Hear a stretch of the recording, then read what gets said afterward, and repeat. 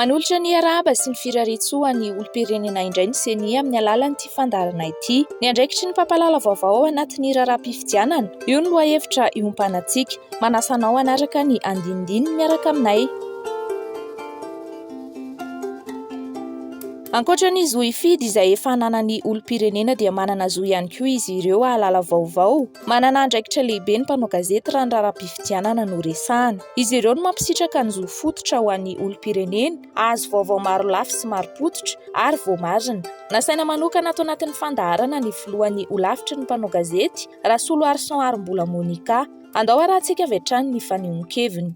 Amin'ny vanim-potoanan'ny fifidianana, manana andraikitra ny mpanao gazety ny amin'ny fampahafantarana ny olom-pirenena ny amin'ny dingan'ny fifidianana, meloa mandritra aorian'ny fifidianana. Satria miankina amin'ny vaovao ampitaina, miankina amin'ny fanadihadiana ataon'ny mpanao gazety no manampy ny olom-pirenena haneho ny safidiny ao anatin'ny fifidianana. Ny mpanao gazety ihany koa manana andraikitra amin'ny fanaraha-maso ny fifidianana. Asa masina ny asan'ny mpanao gazety, indrindra amin'ny vanim-potoan'ny fifidianana. Milaza ny amin'ny fanaparitahana vaovao diso sy ny ahoanany amin'ny vaovao marina. Ao anatin'ny atsotsika amin'ny teny vahiny hoe éthique sy déontologie na ny tandroasina sy ny malinasa ny asa fanaovan-gazety izay hoe tsy fanovana ny tranga amin'ny maha-izy azy izay na ilay hoe fait. Les faits sont sacrés amin'ny asa fanaovan-gazety. Izany hoe ny vaovao tsy tokony ovaina. Izay ny éthique sy ny déontologie ny asa fanaovan-gazety.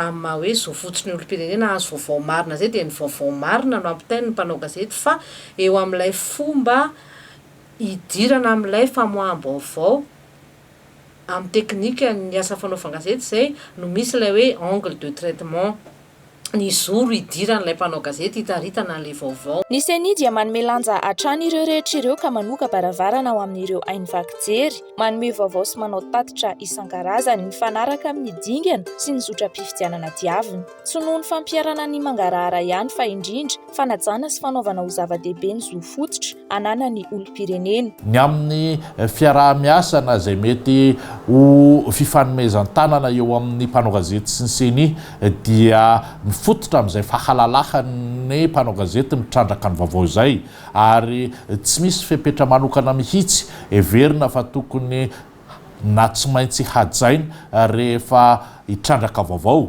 Ka ny CENI dia sehatra iray natao hanomezana ireo antotam-baovao rehetra mifanandrify amin'ny andraikitra nanondrahan'ny lalàna ny CENI.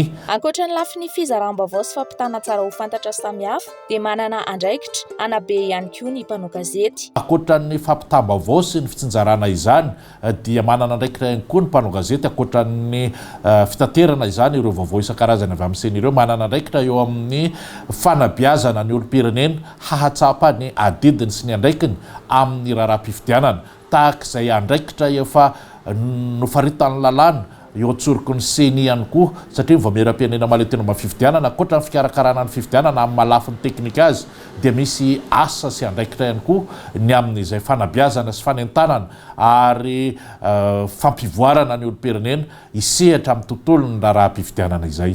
Amin'ireo fanofanana sy fampitana fahaiza-manao samihafa ho an'ny mpanao gazety, ny CENI dia mamerimberina manentana azy ireo hatrany mba ho mpitondra feo ny filaminana sy ny fitoniana. Rehefa feno sy marina ny antontam-baovao voaran'ny olom-pirenena ary koa rehefa ampy ny fanabeazana sy ny fanentanana dia hitovy fomba fijery kokoa ny rehetra amin'ny fizotry ny raharaham-pifidianana sy ny hodidina samihafa eo anatrehan'izany, fa indrindra samy ahatsiaro ho tompon'andraikitra amin'ny ataony ka ho resy lahatra anefa ny adidy mampifidy. Ankasitrahana isika rehetra nanaraka ny fandaharana hatramin'ny farany, manome fotoananao hatrany izahay isaky ny talata sy ny alakamisy amin'ny ora toy izao. Veloma mandrapitafa indray tompoko lahy sy tompoko vavy.